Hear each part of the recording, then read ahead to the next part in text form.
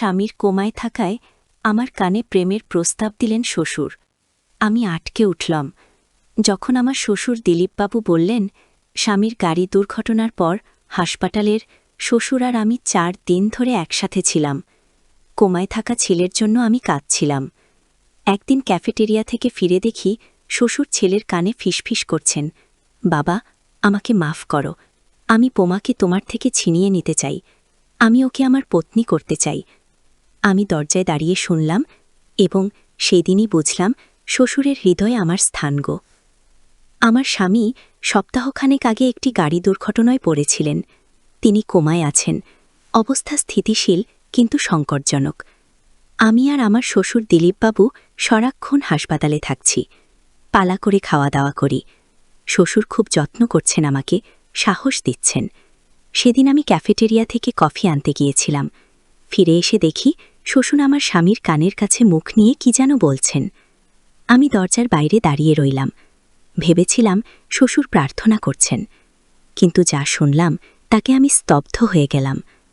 শ্বশুরবাবু, আমি দরজা ঠেলে ঘরে ঢুকে চিৎকার করে উঠলাম, আপনি কি বলছেন?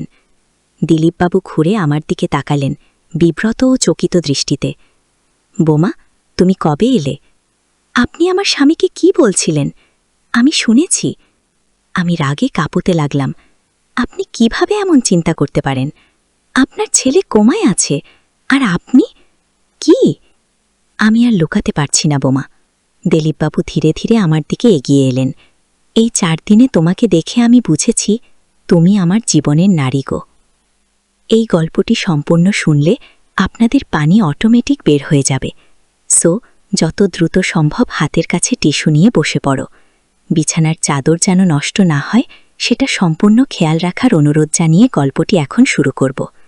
তার আগে সর্বশেষ অনুরোধ, দয়া করে এমন পানি বের করার গল্প নিয়মিত শুনতে আমাদের চ্যানেলটি সকলেই সাবস্ক্রাইব করুন। ধন্যবাদ। হ্যালো বন্ধুরা, আমার নাম শ্রাবন্তী রায়। আমার বয়স 42 বছর। আমার স্বামীর নাম অনিন্দ রায়, বয়স 45 বছর। আমাদের 2 সন্তান, অর্ণব আর দীপা। অর্ণব 19 বছর বয়সী, কলেজে পড়ে। দীপা 12 বছর বয়সী, স্কুলে যায়। দিলীপবাবুর কথা শুনে আমার দৃষ্টি ঝাপসা হয়ে গেল। আমি পিছিয়ে গেলাম, হাত দুটো কাঁপছিল। আপনি কি বলছেন? আপনার ছেলে, আমার স্বামী, এখানে লাইফ সাপোর্টে আছে, আর আপনি? দিলীপবাবু হাতটা বাড়িয়ে আমার হাত ধরতে গেলে আমি হাত সরিয়ে নিলাম। বোমা শোনো, তিনি মিনতি করে বললেন। আমি জানি এটা ঠিক সময় নয়, কিন্তু মৃত্যু যে কখন এসে দাঁড়ায় কে জানে। আমার মনের কথা না বললে হয়তো চিরদিনের জন্য লুকিয়ে থেকে যাবে। গো, আমি এই অবিশ্বাস্য পরিস্থিতিতে কি বলবো ভেবে পাচ্ছিলাম না। এমন সময় নার্স ঘরে ঢুকলেন। তিনি আমাদের দিকে তাকিয়ে বুঝলেন যে কিছু একটা হয়েছে। সব কিছু ঠিক আছে তো? তিনি জিজ্ঞাসা করলেন। আমি সামলে নিলাম নিজেকে। হ্যাঁ, ঠিক আছে, বললাম ঠান্ডা গলায়। নার্স চলে যাওয়ার পর আমি দিলীপবাবুর দিকে তাকালাম। আমি আপনার সাথে একা থাকতে পারবো না, আমি বললাম। আমি ডাক্তারকে বলবো যে আমাকে বাড়ি যেতে হবে। সেই রাতে যখন হাসপাতাল থেকে বাড়ি ফিরলাম, আমার মাথার ভেতর ঝড় বইছিল। 4 বছর হয়ে গেল অনিন্দর সাথে বিয়ে হয়েছে। দিলীপবাবু সবসময় আমার প্রতি সম্মান দেখিয়েছেন, কখনো অসম্মান করেননি। হঠাৎ করে এমন আচরণ কেন? আমার মন বলছিল এর পেছনে অন্য কোনো কারণ থাকতে হবে। বাড়িতে ফিরে দেখি অর্ণব আর দীপা টেবিলে বসে খাওয়া দাওয়া করছে। তারা আমাকে দেখে অবাক হল। মা, তুমি ফিরে এলে? অর্ণব জিজ্ঞাসা করল। বাবার অবস্থা কেমন? অপরিবর্তিত আমি বললাম, আমি একটু বাড়িতে এসেছি, কাল সকালে আবার যাব। অনু কোথায়? দীপা জিজ্ঞাসা করল। দাদু হাসপাতালে আছে, আমি বললাম। সেই রাতে ঘুমানোর চেষ্টা করতে গিয়ে আমি দিলীপবাবুর কথাগুলো ভাবছিলাম। এর আগে তিনি কখনো এমন ইঙ্গিত দেননি, বরং সবসময় আমাকে মেয়ের মতো স্নেহ করতেন। তাহলে হঠাৎ করে এমন পরিবর্তন কেন? কিছু একটা ভুল হচ্ছে বলে আমার মনে হচ্ছিল। পরদিন সকালে ঠিক করলাম সত্যিটা জানতে হবে। অর্ণব আর দীপাকে স্কুলে পাঠিয়ে আমি হাসপাতালে গেলাম। দিলীপবাবুকে দেখলাম অনিন্দর রুমের বাইরে কফি মগ হাতে দাঁড়িয়ে আছে। আমাকে দেখে তিনি অপ্রস্তুত হয়ে গেলেন। বৌমা, তুমি এসেছ, তিনি অস্বস্তির সাথে বললেন। আমাদের কথা বলা দরকার, আমি দৃঢ়স্বরে বললাম। আমরা হাসপাতালের ক্যাফেটেরিয়ায় গেলাম। দিলীপবাবু চুপ করেছিলেন, যেন মনে মনে কথা সাজাচ্ছেন। বৌমা, আমি গতকাল যা বলেছি তার জন্য দুঃখিত, তিনি শেষে বললেন। আমি জানি এটা অনুচিত ছিল গো, আমি বুঝতে পারছি না কেন আপনি এমন করলেন। আমি বললাম, আপনি অনিন্দর বাবা, আমার শ্বশুর, আমরা একটা পরিবার। দিলীপবাবু গভীর শ্বাস নিলেন। আমি তোমাকে সব কিছু বলবো, কিন্তু প্রথমে তুমি আমার সাথে একটা জায়গায় যেতে হবে গো। আমি বিধায় পড়লাম। কোথায়? আমাদের পুরনো বাড়িতে গো। মনে প্রশ্ন জাগল, এ কি ফাঁদ নাকি সত্যিই কিছু রহস্য আছে? কিন্তু আমার অন্তর বলছিল দিলীপবাবুকে একবার বিশ্বাস করা উচিত। ঠিক আছে, আমি সম্মতি দিলাম, কিন্তু আমরা ফিরে এসে অনিন্দর কাছে থাকব গো। আমরা হাসপাতাল থেকে বেরিয়ে দিলীপবাবুর গাড়িতে উঠলাম। তিনি গাড়ি চালাতে লাগলেন শহরের প্রান্তের দিকে, যেখানে তাদের পুরনো বাড়িটা অবস্থিত। আমি অনিন্দর সাথে সেখানে কখনো যাইনি, শুধু তার কাছ থেকে শুনেছি যে তার বাবা পুরনো বাড়িটা ছেড়ে দিয়েছেন অনিন্দর মায়ের মৃত্যুর পর। গাড়ি থামল একটা পুরনো ঝিমানো কলোনিতে, পুরনো আমলের দোতলা বাড়ি, সামনে বরবাগান, কিন্তু অযত্নে পড়ে ঘাস জঙ্গলে ভরে গেছে। 15 বছর হয়ে গেল এই বাড়িতে কেউ থাকে না, দিলীপবাবু বললেন। গাড়ি থেকে নামতে নামতে বাড়ির ভেতরে ঢুকতেই ধুলো আর স্যাঁতসেঁতে গন্ধ নাকে এলো। দিলীপবাবু আমাকে ওপরের তলায় নিয়ে গেলেন, একটা বন্ধ ঘরের সামনে এসে থামলেন। এটা অনিন্দর মায়ের রুম ছিল, তিনি বললেন। পকেট থেকে চাবি বের করে দরজা খুললেন। দরজা খুলতেই পুরনো কাগজের গন্ধ বেরিয়ে এলো। ঘরটি যেন সময় থেমে থাকা একটা জায়গা। মায়ের পুরনো শাড়ি আলোনায় ঝুলছে, টেবিলে শিশি বোতল সাজানো, একপাশে বাক্সপেট্রা। বৌমা, আমি তোমাকে একটা সত্য জানাতে চাই, দিলীপবাবু বললেন। অনিন্দ আমার সন্তান নয়।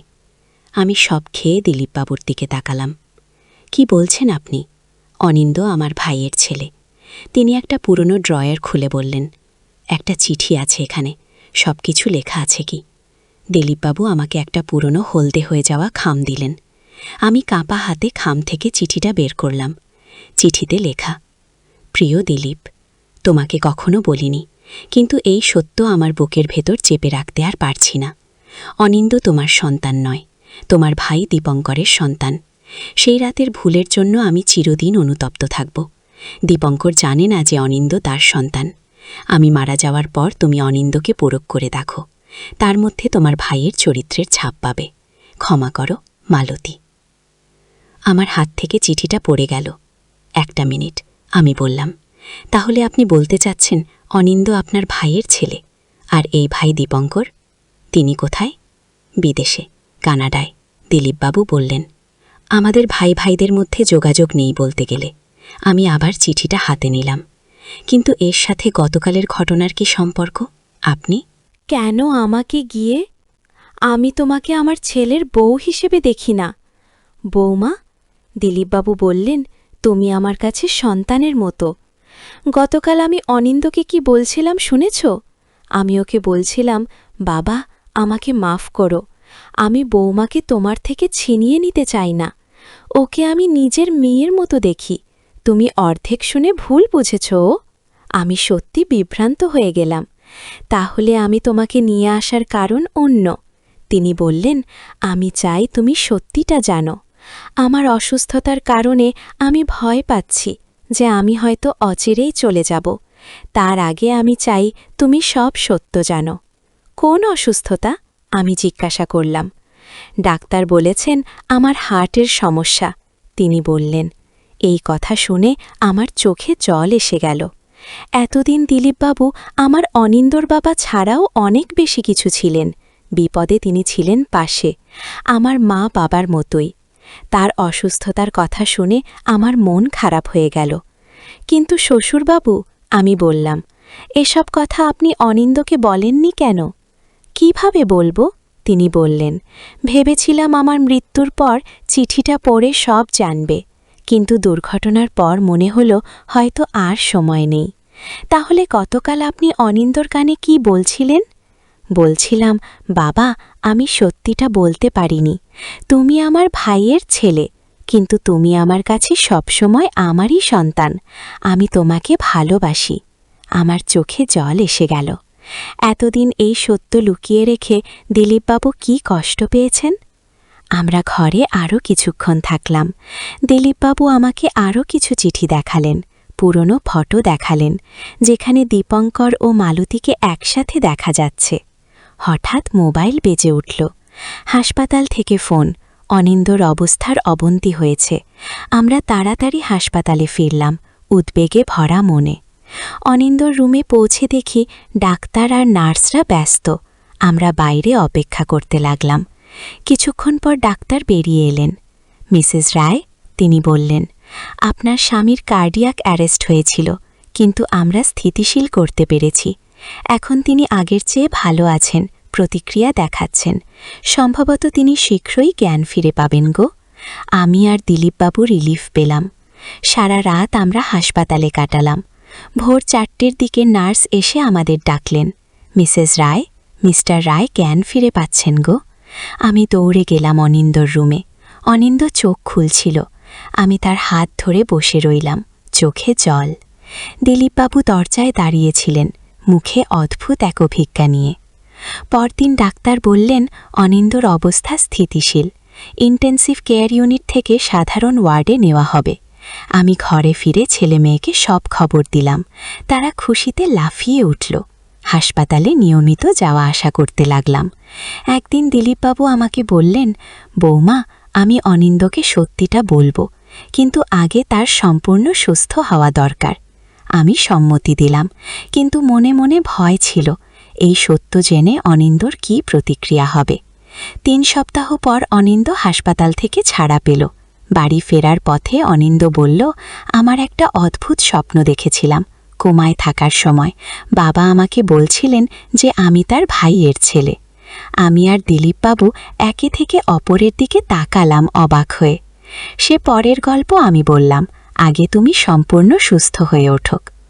বাড়ি ফিরে সবাই মিলে একটা ছোট্ট পার্টি করলাম। অর্ণব আর দীপা বাবাকে ফিরে পেয়ে খুব খুশি। দিলীপবাবু কিন্তু অনিন্দর চোখের দিকে তাকাতে পারছিলেন না, লজ্জা ও অপরাধ বোধে। পরদিন সকালে দিলীপবাবু অনিন্দর ঘরে ঢুকলেন। অনিন্দ, আমাদের কথা বলা দরকার, তিনি বললেন, কিন্তু এখানে নয়। আমি চাই তুমি একটা জায়গায় আমার সাথে যাও অনিন্দ। অবাক হয়ে বলল, কোথায় যাব বাবা? দার্জিলিং। দিলীপবাবু বললেন, আমাদের পুরনো সামারের বাড়িটাই। ও বা, হয়ে গেলাম। অনিন্দ আমাকে কখনো বলেনি যে তাদের দার্জিলিংয়ে বাড়ি আছে। দার্জিলিংয়ের বাড়ি? অনিন্দ জিজ্ঞাসা করল, যেন সেও খুব একটা জানে না। হ্যাঁ, দিলীপবাবু বললেন, তোমার জন্মের আগে প্রতি গ্রীষ্মে আমরা সেখানে যেতাম। আমি, তোমার মা আর তিনি থেমে গেলেন। আর কে? অনিন্দ জিজ্ঞাসা করল। দীপঙ্কর কাকা। দিলীপবাবু ধীরে ধীরে বললেন, আমার ভাই। অনিন্দ আমার দিকে তাকালো, কিছুটা বিভ্রান্ত। দীপঙ্কর কাকা? আমি তো তাকে দেখিনি কখনো গো। তোমার 2 বছর বয়সের সময় তিনি চলে গিয়েছিলেন ক্যানাডায়। দিলীপবাবু বললেন, আমি চাই তুমি সুস্থ হয়ে উঠলে আমরা 3 জন দার্জিলিং যাই, সেখানে তোমাকে সবকিছু বলবো। 2 সপ্তাহ পর অনিন্দ সম্পূর্ণ সুস্থ হয়ে উঠল। আমরা 3 জন দার্জিলিং যাওয়ার প্রস্তুতি নিলাম। অর্ণব আর দীপাকে আমার বাবা মার কাছে রেখে এলাম। দার্জিলিং যাওয়ার ট্রেনে আমরা 3 জন পাশাপাশি বসেছিলাম। অনিন্দ ট্রেনের জানালা দিয়ে বাইরের প্রাকৃতিক দৃশ্য দেখছিল, আর দিলীপবাবু চুপচাপ বসেছিলেন, যেন মনে মনে কিছু ভাবছিলেন। শ্বশুরবাবু, আমি ধীরে ধীরে বললাম, দার্জিলিংয়ের বাড়িতে কি আমরা অনিন্দকে সব বলবো? দিলীপবাবু মাথা নাড়লেন। হ্যাঁ, কিন্তু তার আগে আমি আরও একটা চমক দিতে চাই। দীপঙ্কর সেখানে থাকবে গো। আমি চমকে উঠলাম। কিভাবে? আপনি তো বললেন তার সাথে যোগাযোগ নেই। আমি মিথ্যে বলেছিলাম, দিলীপবাবু অস্বস্তির সাথে বললেন। আমরা নিয়মিত যোগাযোগে আছি। সে বছরে একবার ভারতে আসে, দার্জিলিংয়ের বাড়িতে থাকে গো। কিন্তু শেষ হওয়ার আগেই ট্রেন আরেকটা স্টেশনে থামল। দিলীপবাবু চুপ করে গেলেন।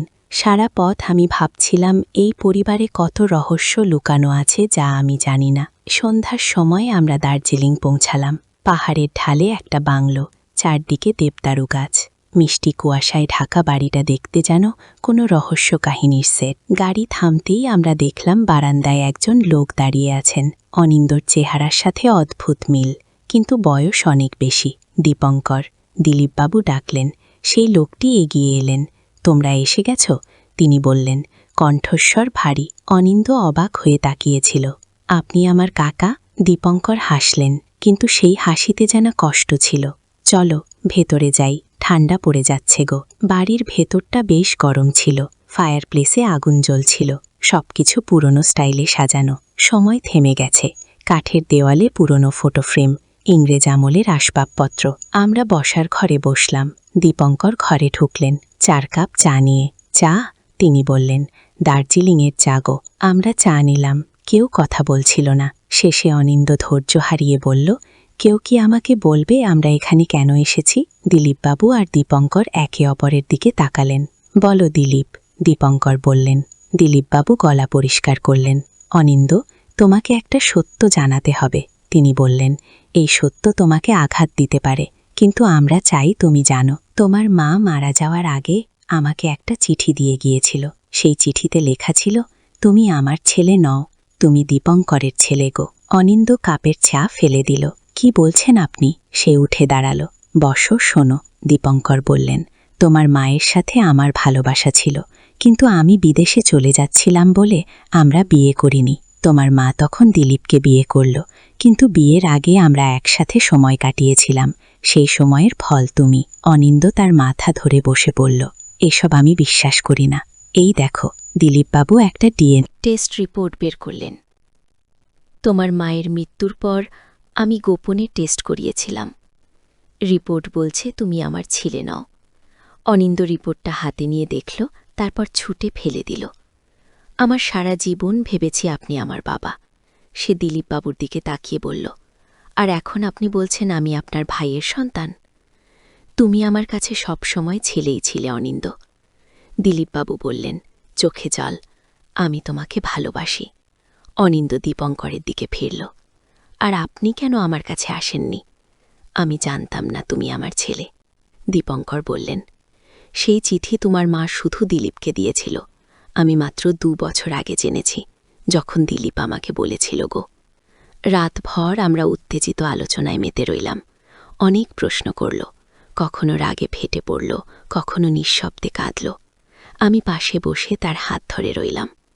পরের দিন সকালে আমরা বাড়ির পেছনে একটা ছোট্ট কবরস্থানে গেলাম। সেখানে মালতীর কবর, বাগানের মাঝে ফুলে ঘেরা। তোমার মা এখানে থাকতে ভালোবাসত, দীপঙ্কর বললেন। মারা যাওয়ার আগে বলেছিল তাকে এখানে সমাধিস্থ করতে। অনিন্দ কবরের সামনে হাঁটু কেটে বসল। মা, কেন আমাকে সত্যি বলে যাওনি? সে বিটবিট করে বলল, সেদিন বিকেলে আমরা বাড়ির ছাদে বসেছিলাম, কাঞ্চনজঙ্ঘার দিকে তাকিয়ে। দীপঙ্কর অনিন্দর পাশে বসে তার হাত ধরলেন। আমি জানি এটা তোমার জন্য কঠিন, তিনি বললেন, কিন্তু আমি তোমার জীবনের অংশ হতে চাই। অনিন্দ বিন্দু কিছুক্ষণ চুপ করে রইল। আমার 2 বাবা, সে শেষে বলল, একজন যিনি আমাকে মানুষ করেছেন, আর একজন যার রক্ত আমার শিরায়। আমি দুজনকেই ভালোবাসতে চাই। সেই সন্ধ্যায় দিলীপবাবু আমাদের দুজনকে ডেকে আর একটা সত্য প্রকাশ করলেন। আমি তোমাদের বলিনি, তিনি বললেন, আমার হার্টের সমস্যা গুরুতর। ডাক্তার বলেছেন আমার হয়তো বেশি দিন নেই। অনিন্দ উঠে এসে তাকে জড়িয়ে ধরল। বাবা, না, আমি আপনাকে হারাতে পারব না। আমিও কাঁদতে শুরু করলাম। দীপঙ্কর উঠে গিয়ে কিছু কাগজপত্র নিয়ে এলেন। দিলীপ, তিনি বললেন, আমি একটা বিশেষজ্ঞের সাথে যোগাযোগ করেছি। তিনি কানাডায় থাকেন, হার্টের রোগের বিশেষজ্ঞ। তিনি তোমাকে দেখতে চান। দিলীপবাবু অবাক হয়ে দীপঙ্করের দিকে তাকালেন। তুমি এসব কি করছ? তুমি আমার ভাই, দীপঙ্কর বললেন। আমি তোমাকে হারাতে পারব না। তুমি আমার ছেলেকে লালন পালন করেছ, আমার ভুলের জন্য ক্ষমা করেছ। এটা আমার করা উচিত। পরদিন আমরা সবাই কলকাতায় ফিরে এলাম, নতুন আশা নিয়ে। অনিন্দ তার 2 বাবাকে একসাথে পেয়ে খুশি, যদিও এখনও সব গ্রহণ করতে কষ্ট হচ্ছে তার। কলকাতা ফিরে আমরা যখন বাড়িতে ঢুকলাম, অর্ণব আর দীপাকে একজন অপরিচিত মহিলার সাথে বসে থাকতে দেখলাম। ওই যে মা এসেছেন, দীপা দৌড়ে এসে আমাকে জড়িয়ে ধরল। এই মহিলাকে? আমি জিজ্ঞাসা করলাম, অবাক হয়ে। আমি দীপঙ্করের স্ত্রী সুমিত্রা। মহিলাটি উঠে দাঁড়িয়ে বললেন, আমি শুনেছি সব। আমি এসেছি আপনাদের সাথে দেখা করতে। আমি তাকালাম দীপঙ্করের দিকে। তিনি মাথা নিচু করে দাঁড়িয়েছিলেন। সে আমাকে সব কিছু বলেছে। সুমিত্রা বললেন, অনিন্দ আমার স্বামীর ছেলে, আমিও তাকে চিনতে চাই। পরের কয়েক মাস ধরে আমাদের পরিবারে অনেক পরিবর্তন হলো। দিলীপবাবুকে কানাডায় নিয়ে যাওয়া হলো চিকিৎসার জন্য। দীপঙ্কর আর সুমিত্রা কলকাতায় থাকতে শুরু করলেন। অনিন্দ তার আসল বাবাকে চিনতে শুরু করল, কিন্তু তার কাছে দিলীপবাবুই ছিলেন সত্যিকারের বাবা। 6 মাস পরে দিলীপবাবু সুস্থ হয়ে ফিরে এলেন। সেই উপলক্ষে আমরা সবাই আবার দার্জিলিং গেলাম। এবার অর্ণব আর দীপাও সাথে ছিল। দার্জিলিংয়ের বাড়িতে বিশাল ডাইনিং টেবিলে আমরা সবাই বসেছিলাম। দিলীপবাবু উঠে দাঁড়ালেন। আমি দেখছি আমাদের পরিবার কতটা বড় হয়ে গেছে। তিনি বললেন, চোখে হাসি। এক সময় ভাবতাম আমার জীবন শেষ হয়ে গেছে, কিন্তু আজ দেখছি এটা আরেকটা শুরু। হাত তুললেন। আমি একটা ঘোষণা করতে চাই।